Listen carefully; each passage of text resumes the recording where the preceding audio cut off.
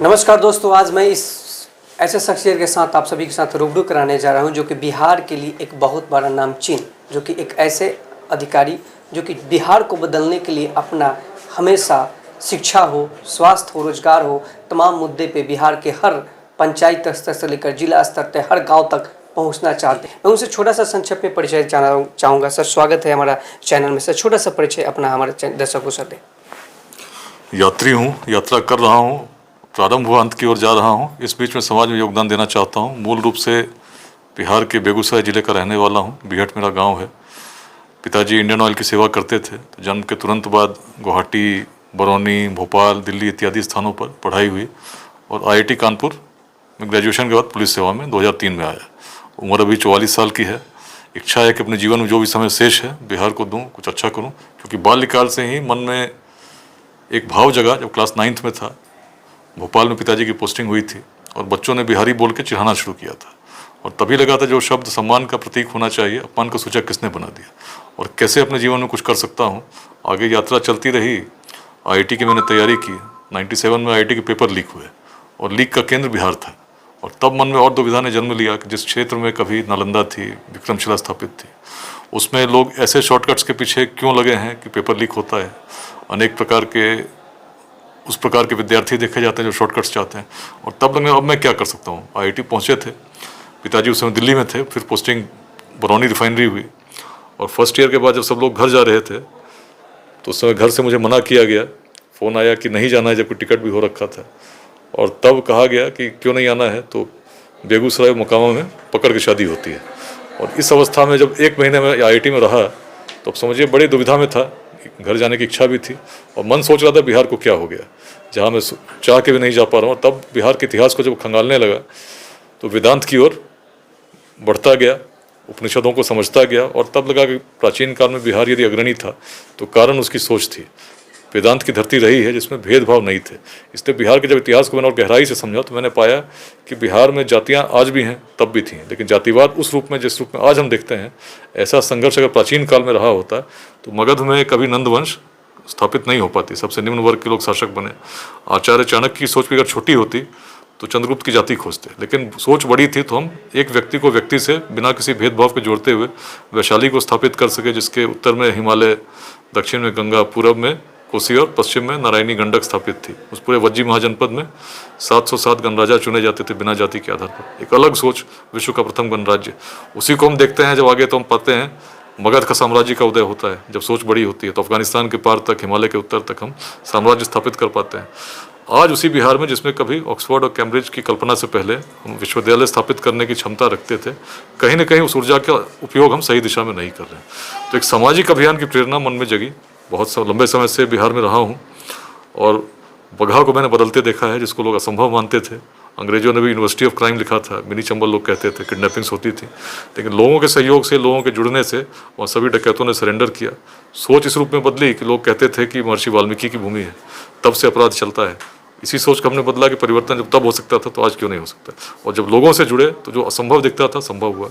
रोहतास में कुछ वैसी ही स्थिति थी। आदिवासी बड़े गौरव के साथ कहते थे कि हमारे पूर्वजों ने रोहतास दुर्ग को स्थापित किया, जिसके बारे में मुगलों ने भी लिखा कि दुर्ग अभेद्य है। लेकिन संघर्ष इस प्रकार का था कि राष्ट्रीय ध्वज भी कभी स्वतंत्रता के पश्चात उसका ध्वजारोहण नहीं हुआ था।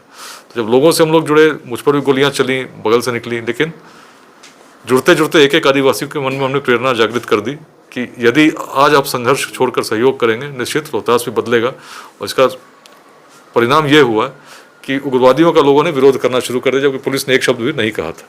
और जिस क्षेत्र में कभी लैंडमाइन ब्लास्ट में लोग शहीद होते थे, 2002 में DFO संजय सिंह साहब शहीद हुए, 2006 में DSP शहीद हुए, उस क्षेत्र में भी ऐसा परिवर्तन बहुत कम समय में हुआ कि सभी उग्रवादियों को समर्पण करना पड़ा।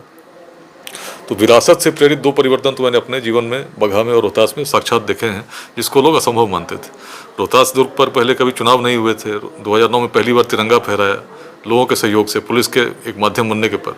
और तब मैंने देखा कि यदि बिहार में एक बड़ा परिवर्तन हम चाहते हैं तो हम कर सकते हैं, लेकिन जाति, संप्रदाय, लिंग भेद, विचारधाराओं के मतभेद से ऊपर उठना होगा। और लेट्स इंस्पायर बिहार 22 मार्च 2021 को एक सामाजिक अभियान के रूप में इस आह्वान के साथ प्रारंभ हुआ कि ऐसे सभी लोग जो बिहार को कुछ देना चाहते हैं, अपने जीवन काल में बिहार को बदलते देखना चाहते हैं, एक ऐसा बिहार देखना चाहते हैं जिसमें शिक्षा, रोजगार, स्वास्थ्य के लिए 2047 तक किसी को बाहर जाने की आवश्यकता नहीं हो, तो हमें योगदान करना होगा। क्योंकि राजनीतिक दृष्टिकोण से यदि आप देखें तो जो राजनीतिक दल हैं उसमें अधिकांश की दृष्टि यही रहती है कि अगला चुनाव हम कैसे जीतेंगे। पूरी रणनीति, पूरा भविष्य, पूरा दृष्टिकोण उस पर चलता है। जो आज राजनीति कर रहे हैं और जो आ रहे हैं उनका भी यदि आप आधार देखेंगे तो लगभग वही आधार रहता है कि जाति के कहाँ पर समीकरण क्या है, सामाजिक समीकरण क्या है, किस समुदाय के लोग अधिक हैं, उसके आधार पर उम्मीदवारों का भी चयन करते हैं और आम जनता भी जब वोट डालती है तो लगभग वही प्रक्रिया रहती है। इसमें बदलाव की आवश्यकता है। यदि हम इस आधार से ऊपर नहीं उठेंगे, बिहार के लिए नहीं सोचेंगे, कौन बिहार के लिए सोचेगा? जिनको सोचना यदि वो नहीं सोचते तो आम लोगों को साथ जुड़ना होगा एक सामाजिक अभियान के रूप में। बिहार हर बिहारवासी का है और बिहार में यदि जाति, धर्म, संप्रदाय के नाम पर हम लड़ते रहे तो बिहार में जो स्थिति है बड़ी विकराल रूप धारण इसलिए करेगी क्योंकि आज 14 करोड़ की जनसंख्या तो आज है और उसमें 9 करोड़ लोग 30 वर्ष से कम के हैं।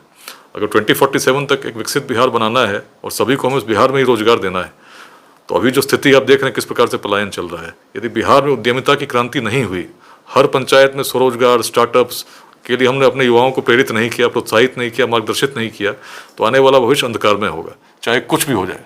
क्योंकि सरकारी नौकरी केवल 1% से कुछ अधिक लोगों को हम दे सकते हैं, शेष लोगों को जब तक आर्थिक विकास नहीं होगा। इसी का बीजारोपण हम लोग इस रूप में कर रहे हैं कि हर बिहारी शिक्षित हो, चाहे वंचित भी हो, तो सामाजिक माध्यम से हम सुनिश्चित करें अच्छे लोगों को जोड़कर कि हर बिहारी को हम शिक्षित कर सकें, स्किल्ड कर सकें।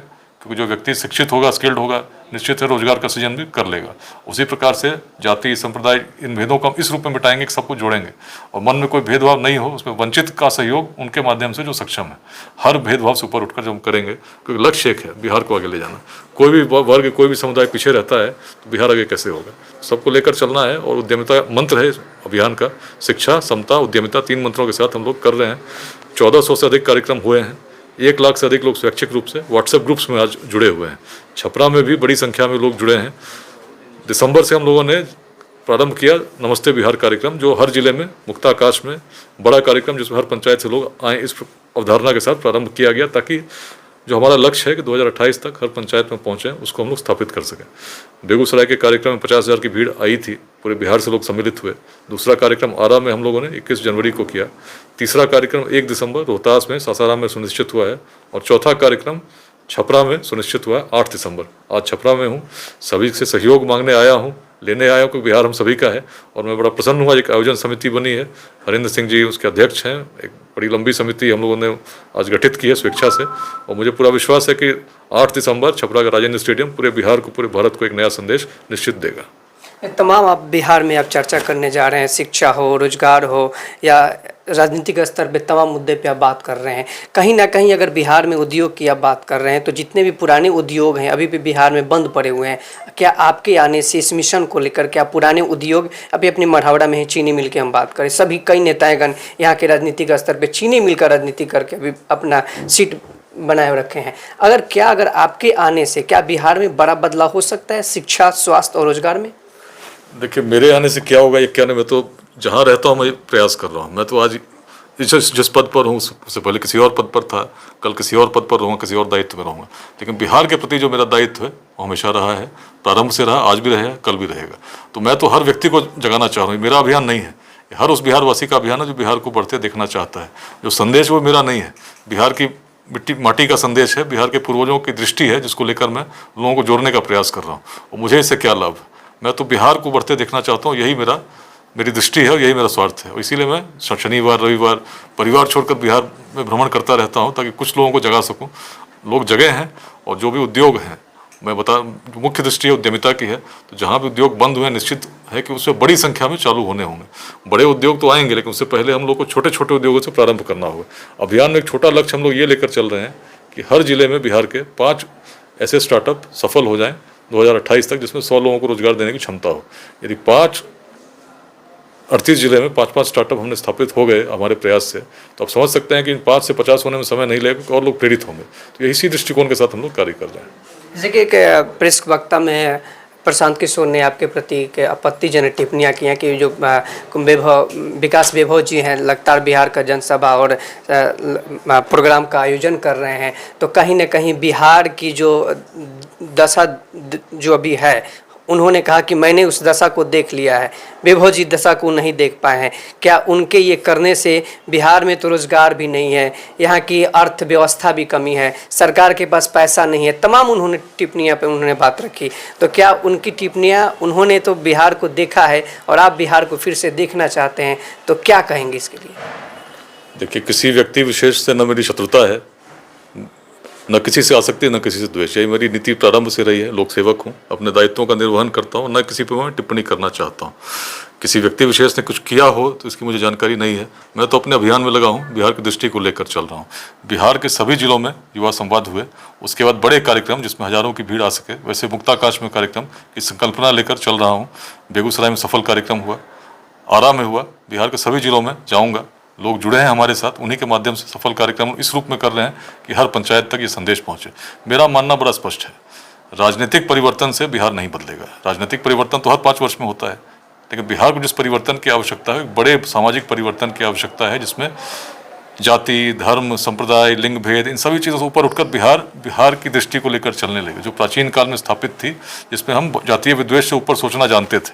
और जब तक ऐसा हम नहीं करेंगे तो छोटी राजनीतिक परिवर्तन से लोग बदलेंगे जो सत्ता में है, लेकिन बिहार से जो पलायन की समस्या है वो तभी बदलेगी जब हम जागृत करेंगे अपने युवाओं को, उनको ट्रेन करेंगे, उनको स्किल्ड करेंगे और शिक्षित हर बिहारी बने। और ये केवल सरकारी प्रयास से भी संभव नहीं है। सरकार लाख प्रयास कर लेगी तो भी किसी पार्टी की हो, कुछ सरकारी नौकरी दे सकती है। जब तक उद्यमिता की क्रांति नहीं आएगी, जो क्रांति की बात कर रहा हूँ, और क्रांति कब आती है? जब लोग जुड़ते हैं सामाजिक माध्यमों से और समाज में एक दृष्टि का परिवर्तन होता है। यदि अखंड भारत के साम्राज्य का निर्माण हुआ तो क्या केवल उसी रूप में हुआ? उसमें हर व्यक्ति को लोगों ने जोड़ा और व्यक्ति से व्यक्ति जोड़ते एक बड़ा जन आंदोलन खड़ा हुआ जो पूरे भारत को एकीकृत कर दिया। अनेक परिवर्तन जो हुए उसी प्रकार से होते हैं। तो बिहार में उसी प्रकार के परिवर्तन को मैं देख रहा हूँ और मेरा स्पष्ट मानना है कि अच्छे लोग राजनीति में आने चाहिए, ईमानदार लोग आने चाहिए, निस्वार्थ लोग आने चाहिए। निश्चित इससे बड़ा परिवर्तन होता है, लेकिन बिहार में केवल इतने होने से भी तब तक नहीं होगा जब तक समाज में व्यापक परिवर्तन नहीं हुआ, और मैं उस बड़े प्रयास में लगा हुआ हूँ। मैंने आपका कहने का मतलब कि यूथ का जो आपने जो सोच रखा है कि पूरे बिहार में, पूरे राज्य में, पूरे प्रखंड स्तर पे युवाओं को जोड़ा जाए, ये बहुत बड़ा यूथ का कहना है। बहुत सारे युवाओं कह रहे हैं कि आखिर मैं लेट्स इंस्पायर में मैं जुड़ूंगा तो क्यों, मैं यूथ हूँ, मैं क्यों जुड़ूँ? तमाम युवाओं का ये प्रश्न है। आपके सोशल मीडिया पे टिप्पणी भी रखे हुए हैं, उन लोगों के लिए इस पे आपका क्या परिचय रहेगा?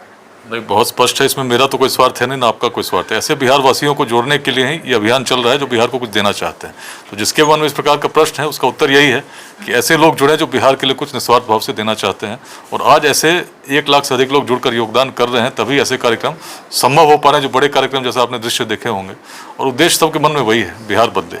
और जो दृष्टि है बहुत अच्छे तरीके से, बहुत स्पष्ट तरीके से, बिना कुछ छुपाए हुए सदैव संवाद कार्यक्रमों के माध्यम से बताता रहा हूं। और इसीलिए बड़े कार्यक्रम भी इसलिए आयोजित कर रहा हूं ताकि हर ग्राम के, हर नगर के, हर जन तक हम लोग इस संदेश को ले जाएं कि बिहार बदलने कोई दूसरा नहीं आएगा। सबसे पहले स्वयं को बदलना होगा, और जब स्वयं परिवर्तित हो जाएंगे तो मिलकर हम लोग ही बिहार को बदलेंगे। और आपने देखा होगा कि जब भी हम लोग कार्यक्रम, बड़े कार्यक्रम करते हैं तो पहला संकल्प यही लेते हैं कि मैं बदलूंगा। मैं मतलब सबसे पहले मैं अपनी दृष्टि में परिवर्तन लाऊंगा, जाति धर्म इन चीज़ों से ऊपर उठूंगा और मैं बदलूंगा बिहार। और जब हम इस प्रकार से सभी लोग परिवर्तित होंगे तो परिवर्तन की श्रृंखला चल रही है। प्रेरणा स्रोत बने, दूसरों को प्रेरित करें, और जब हम प्रेरित होकर बड़ा संगठन निर्मित कर देते हैं तो समाज में परिवर्तन अपने आप होगा। इसी दृष्टि के साथ हम लोग चल रहे हैं। छपरा में आए हैं, जाते जाते छपरा वासियों के लिए जो 8 दिसंबर का जो कार्यक्रम आयोजन करेंगे, खास क्या निवेदन करेंगे और यहाँ की जनसलाह क्या अपेक्षा चाहते हैं छपरा वासियों से? देखिए, छपरा जागृत भूमि है, हरिहरनाथ बाबा की कृपा है, गंडक और गंगा दोनों के धाराओं से मतलब उसे उनका आशीर्वाद प्राप्त है। और क्रांतिकारी भूमि इस रूप में है कि जयप्रकाश नारायण जी सी भूमि की रहे। तो छपरा वासियों से पूरा बिहार एक अलग दृष्टि की अपेक्षा करता है, एक अलग संदेश की अपेक्षा करता है। तो मैं अपील करूंगा बड़ी से बड़ी संख्या में इस कार्यक्रम में भाग लें, इसको सफल करें। और कार्यक्रम तो भाग लें ही, इस अभियान के संदेश को जब छपरा के हर गाँव तक आप लोग पहुँचा देंगे तो निश्चित आप देखेंगे बिहार में एक बड़ी क्रांति का सूत्रपात होगा। बहुत बहुत धन्यवाद सर, हमारे साथ बात करने के लिए भी हमारे साथ बात कर रहे थे। इसके लिए बेहतर ही अच्छा काम कर रहे हैं। और आज के डेट में समाज में ऐसे व्यक्ति जो कि समाज से जुड़कर और समाज के हर मुद्दे पे समाज के लिए देना चाहते हैं, तो छपरा वासियों से मैं निवेदन करूंगा कि जो कार्यक्रम आयोजन हो रहा है, इस कार्यक्रम में आप सभी बढ़ चढ़ कर हिस्सा लें, ताकि छपरा में जो आयोजन हो रहा है एक बिहार के लिए अच्छा मानचित्र पे बड़ा मैसेज जाए। जय हिंद, जय भारत।